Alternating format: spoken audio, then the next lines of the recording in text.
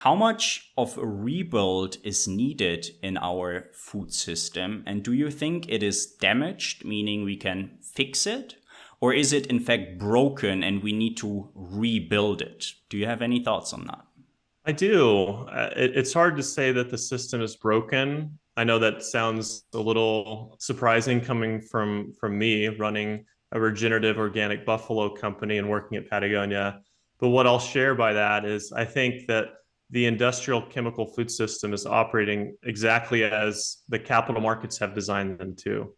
That is maximizing efficiency, getting the land to yield as much as it possibly can with no consideration to externalities like habitat disruption, species eradication, farm workers being treated without dignity and respect. And so, from that regard, it's worked to some extent to get us to where we are today. But I think it's crystal clear that it cannot continue. If you look at the ecosystems that have been ravaged by industrial chemical agriculture, if you look at any scientifically credible survey on birds and insects and the species loss that has happened given the rise in industrial agriculture in the 40s and 50s coming out of World War II, it's undeniable that this system is terrible for the home planet and it's terrible for the workers that are part of this system. So,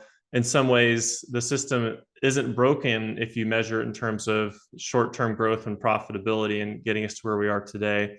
But it's also a system that is not sustainable. We cannot continue doing that. I've seen different studies show that we have approximately 50 years of topsoil left if we keep tilling it up and approaching it like we historically have. So it's time to reimagine the food system. And I'm thrilled to see the rise in regenerative agriculture that's happened in the last 10 years. In many ways, it's going back to our roots and farming in a way that's done in harmony with nature, as indigenous people have done for thousands of years. And the science that I've dug into from Rodale Institute and others shows that the old scare tactic of we can't feed the world with organic and regenerative agriculture that the big chemical ag companies put out there, it's hogwash. It's nonsense. The yields with organic can be as good as conventional. The challenge is, again, it goes back to that time horizon. When you switch from chemically intensive industrial farming to organic in the United States, it takes 3 years for the land to be certified organic because you have these toxic chemicals that are there. And the land previously was producing these yields of food that were propped up on synthetic fertilizers. So in monoculture, they intentionally make the soil sterile. They get rid of everything on the land, and ultimately will raise one species of plant. And that is terrible for biodiversity. It's terrible for conservation. I'm an avid upland bird hunter, love hunting quail and other species. And just in my lifetime, I'm 40, I've seen a tremendous drop in those things. And it's because of industrial farming.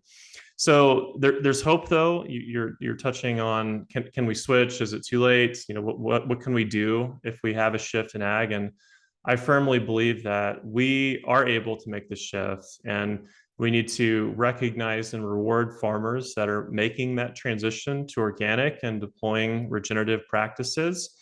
And from a consumer standpoint, don't buy into the greenwashing. Dig deep into the supply chain of where your food's coming from. Ideally, know your farmer or rancher directly. In our case, just to give a little plug to Wild Idea Buffalo, we sell direct to consumer. We can ship it to your doorstep in the United States and maybe internationally before too long. So all of those things are really important. It's a little bit of a challenge to understand where your food comes from, but your food is going to be healthier if you make that investment of time. You will be healthier if you make that investment of time, and your family will as well. And I suppose we must have hope to change something about those food systems. And you've already mentioned a few examples, I want to call it. But if we would say, okay, I hear education also for people knowing where their food comes from is a difficulty or is something that we work on. But if we say, okay, we have the system that we have, and maybe it has been developed towards the stage where it is because of different incentives or because of non-sustainable incentives going forward, what is first steps and how is also the time horizon that you see that we should aim for making a change? Is it in the next 5 years and in the next 10 years? And do you have some actionable thoughts, I want to call it? What is it that we can focus on first if it comes to agriculture and if it comes to changing this food system? I don't want to be an alarmist, but I think it's time to do that. With the climate crisis being front and center, even climate deniers of late are coming around. I have a close family member, I won't throw them under the bus. They were a climate denier until the last year, where they've seen what has happened with the intensity of hurricanes and flooding and fires. They've done their own homework and have, to their credit, admitted that they were wrong and climate change is real. One of the biggest contributors to climate change is industrial and chemical agriculture. So switching to regenerative organic agriculture has to happen if we have any chance of a hopeful future for the next generation and beyond. And we need to have that happen today. I think we don't have five years to do our research and 10 years to enact these solutions. I think for a few reasons. One, the planet just doesn't have that time. And two, it makes economic sense. If you look at the profitability of doing things the right way, yes, it won't have explosive short-term growth and profitability, but it's stable. You can do it in a profitable way.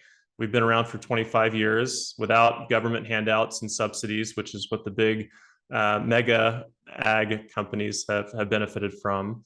And for us, it's just the right way to do it. So you asked about some practical steps on how to get started. So from a consumer lens, I'd say do the body of research about what certifications exist in your market. Here in the United States, some programs like Certified Transitional, Organic, and then going beyond organic to regenerative organic, or other certifications that emphasize no tilling or low tilling, cover crops, crop rotations. Those types of things are incredibly powerful for building healthy soil, which again can sequester tons and tons of carbon and help reverse climate change over time. And then ultimately, it's just finding producers in your region who have taken these steps and sharing learnings and best practices. For example, at Wild Idea Buffalo Company, we don't have everything figured out, but we've learned a lot over the last 25 years about regenerative ranching and raising buffalo, bringing them back. It's the indigenous ruminant of North America. And what better way to provide a clean, healthy protein to North Americans than to go back to the original?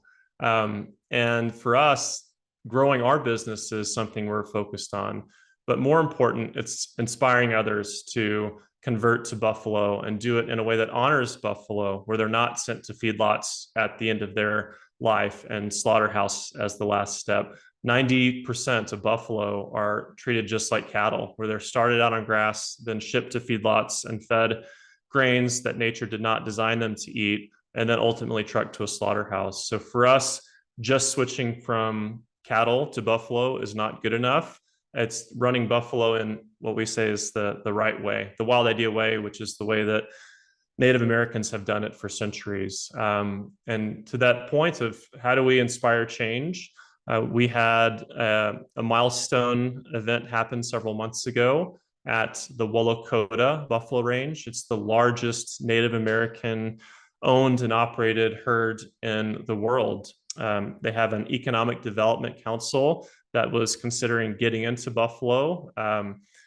We were thrilled that they ultimately voted yes to do it, but how do they start? They haven't raised buffalo on these lands for centuries. And so our ranch and sourcing manager, Colton Jones, who's our son-in-law of founder Dan and Jill O'Brien, he provided years of technical assistance working with the tribe on how much land per buffalo do we need? What are the stocking rates? What are the fencing infrastructure look like? What about water? Those sorts of things. And through those those series of steps and investments of time and sharing knowledge, we were able to conduct at Wild Idea Buffalo Company the first commercial field harvest at this Wallakota buffalo range 2 months ago. And we're going to conduct the second next month, which provides economic security for this switch of going back to buffalo, which is also important for cultural and spiritual reasons. And for us, it provides a new supply partner. We currently source about 25% of our buffalo from Native American owned and operated lands, and our goal is to be 50% by 2025. So just one small case study, but it shows the power of working together, sharing learnings, and helping each other in a relationship that long-term can be good for the community and also great for the environment. So if you like that, make sure to check out the full-length episode here and leave a subscribe. Thank you.